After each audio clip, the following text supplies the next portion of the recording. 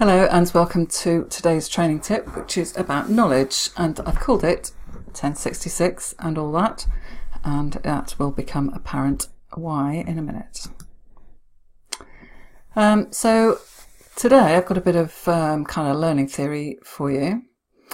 Bloom, along with others in the 1960s, attempted to classify forms of learning, and one of the three areas of learning that he came up with is called the cognitive domain, which is the theoretical side of learning rather than the skills-based. He came up with this way of categorizing levels of learning in terms of the kind of expected outcomes of it. And what it does is to help us to establish the learning objectives for any given training session that we're doing. But I will explain all this. So Bloom's taxonomy of learning identifies that there are stages of cognitive learning, going up in complexity, starting from the basic learning of facts. So when was the Battle of Hastings? If you did this at school, you'll probably just answer 1066 without even thinking about it. So knowing something is at the first stage of Bloom's taxonomy. And the little diagram at the top there is the way it's normally represented. So you start with knowledge at the bottom, and then build up on it through comprehension, through application, analysis, synthesis, up to evaluation at the top. Now, the theory suggests that you cannot effectively address the higher levels until those below them have been covered. So being able to state facts, like answering 1066, is at the bottom level. At this level, learners will be able to recall information, such as knowledge of dates, events, places, knowledge of perhaps major ideas, and basic mastery of some subject matter. So if you're teaching a beginner's class, your objectives might read like, by the end of the session, my learners will be able to state 3 facts about, or by the end of the session, my learners will be able to list the stages for. By the end of the session, my learners will be able to repeat whatever it is you've been teaching them. So because they're beginners, you're starting at the bottom with the basic knowledge. Other learning outcomes, might start with things like my learners will be able to recite or outline or define, name, match. They might be able to quote something, recall something, identify, label, recognize, those sorts of things. So don't be tempted to jump way up the ladder there.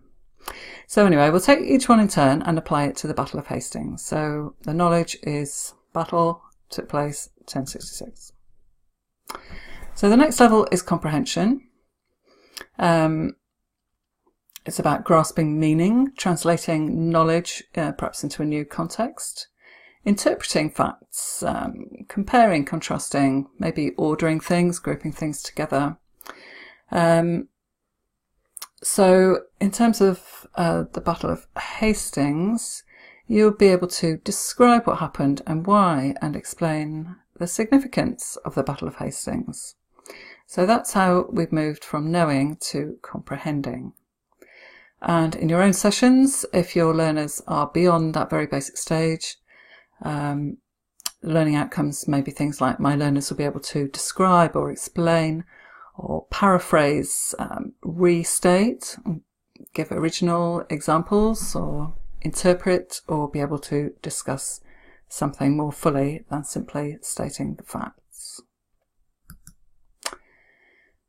So the next stage is application. So this is now building on the basic knowledge and comprehension and being able to apply it, being able to use the information, use the methods, concepts, theories, perhaps in new situations to solve problems.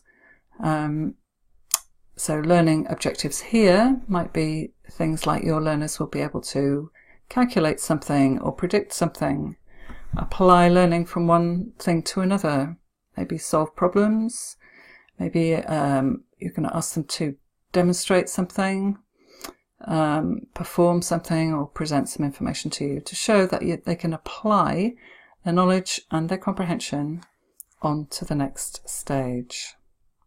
So for the Battle of Hastings, it's, well, what learning can we take from that battle to use in the future? Moving on to analysis and analysing what happened. So analysis, you could define that as seeing patterns, organising the different parts of the learning, perhaps identifying different components, recognising hidden meanings that you didn't see before.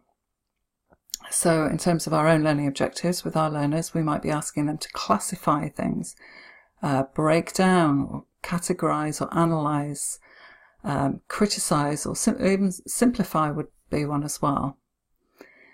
So in the Battle of Hastings, we're able to analyse what happened, who did what and why, what led up to it in the first place, what happened afterwards.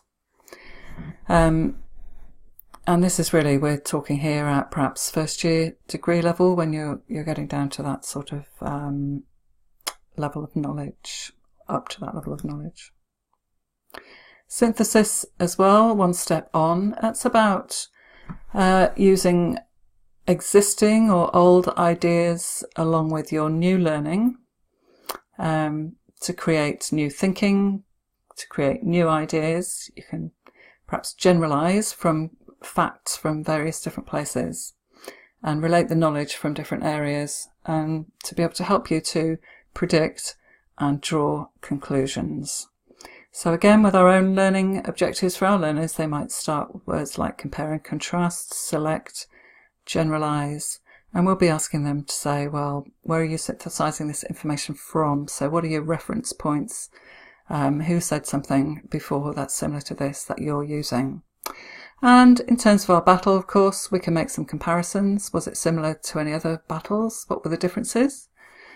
Were the same mistakes made on other occasions? And if so, what can we infer from that to create new ideas and to do things better in the future? And then finally, we have the evaluation, where we can really discriminate between ideas. We can assess the value of theories. We can make choices based on reasoned judgment. So if you're working with people at this level, you're probably asking them to choose, support their ideas with their own learning there, perhaps defending a theory or a hypothesis, making judgments, grading, arguing, justifying. And in terms of our battle again, we can make reasoned judgments about who was right, who was wrong, what led us to make that judgment, why do we believe that, ultimately was it a good or a bad thing? So we're able to justify what we believe. So that's the evaluation stage, which is at the top of Bloom's triangle that I showed you back on the third slide there. So it is important that we know about these stages. We need to bear in mind the stages that our learners are at. It's no good asking them to split into small groups to analyse what we can learn from the Battle of Hastings if they don't even know, well, who was fighting and who won. So it is important to remember this when setting objectives for your sessions. We'll do more on setting objectives in a future training tip, because it is a really important part of writing our lesson plans, etc. And in the meanwhile, don't forget how hard it is to measure understanding. So try to avoid that as a learning objective if you can, at whatever stage your learners are at on Bloom's taxonomy. So I'll be back with another training tip soon, and I'll say bye for now.